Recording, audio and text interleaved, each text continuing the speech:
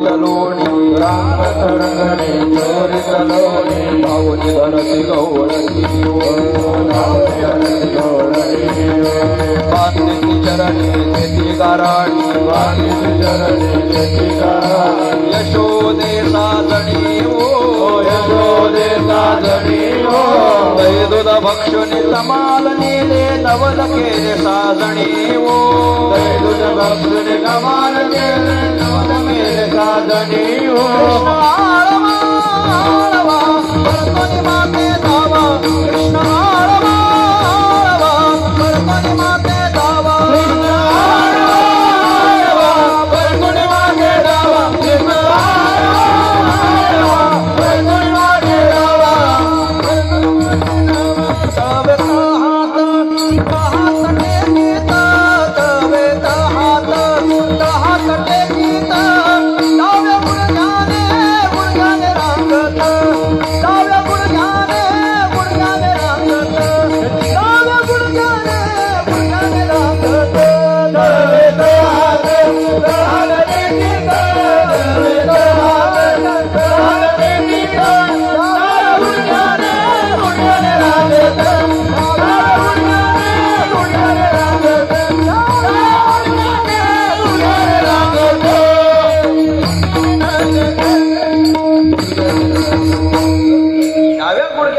की नाही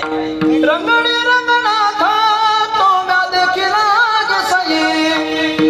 रंगणे रंगनाथा तो म्या देखिला जसई दवेत हात हात टेकीत दवेत हात टेकीत डाव्या गुडघ्याने रांगत डाव्या गुडघ्याने रांगत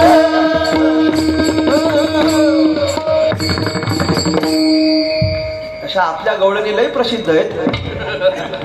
तळवे तळात डाव्या गुडघ्याने रांगता ते म्हणत असतो की नाही जुने बुवा म्हणायचे बरं का डाव्या गुडघ्याने रांगत डाव्या गुडघ्याने रांगत अरे डाव्या असं बोलायचं अरे लावायचे अरे लावून म्हणायचे डाव्या गुडघ्याने रांगत भगवान परमात्मा रांगायला लागला. रांगता भगवंत चोरी करतो आणि चोरी करताना ज्यांच्या घरी चोरी करणार त्या सगळ्याच गवळणी यशोदेकडे आपली गाराणी घेऊन यायचे आणि गाराणी घेऊन येऊन सांगायचे अरे आज तुझ्या लेकरानं चोरी केली आज तुझ्या लेकरानं माठ फोडला आज तुझ्या लेकरानं काय सासू सुनेची खोडी केली कधी सासऱ्याच्या डोक्यात माठ फोडला काय केलं अमुक केलं तमुक केलं कधी दाढी वेणीची गाठ बांधतो कधी रांगोळ्या पुसतो अनेक पद्धतीच्या त्या सगळ्या खोड्या यशोदेकडे गाराणी येणार. यशोदा काय म्हणणार माहितीये यशोदा म्हणते नाही माझं लेकरू त्यातलं नाही. प्रत्येक आईचं हेच सांगणं असतं की नाही किती पण खोडी केली तरी आपलं लेकरू त्यातलं नाही. आपल्या लेकराची चूक असली तरी पण आपल्याच लेकराची बाजू घ्यायची आणि आळ दुसऱ्याच्या लेकरावर ढकलायचा हा आईचा स्वभाव आहे की नाही. आया हो म्हणा असं लगेच हो म्हणा आपल्या लेकराची बाजू घ्यायची. काय झालं ते दोन पोरं अशी खेळत होती खेळता त्यांच्यात काय भांडणं झाल्यानंतर झालं बाबा एकानं दुसऱ्याला दगड फेकून मारला आणि तो दगड नेमका इथं डोळ्याच्या वरती भोईला लागला. त्या भोईला हा दगड लागल्यानंतर ज्याच्या दगड लागला की नाही त्याची आई धावत घरी आली ज्यानं दगड मारला त्याच्याकडे आणि त्याच्या आईला म्हणायला लागली तुझ्या लेकराला काही कळतं की नाही काही त्याला चांगलं शिकवलं की नाही अरे दगड फेक करतो मारतो फेकून मारतो झालं काय म्हणजे दगड फेकून मारला माझ्या लेकराच्या लागलं का त्याला अरे लागलं का म्हणजे काय थोडक्यात डोळा वाचला. आई म्हणते काय म्हटलं डोळा वाचला मग थोडक्यात डोळा वाचला. आई म्हणायला लागली डोळा वाचला मग तो माझा पोरगा नाही माझा पोरगा असता तर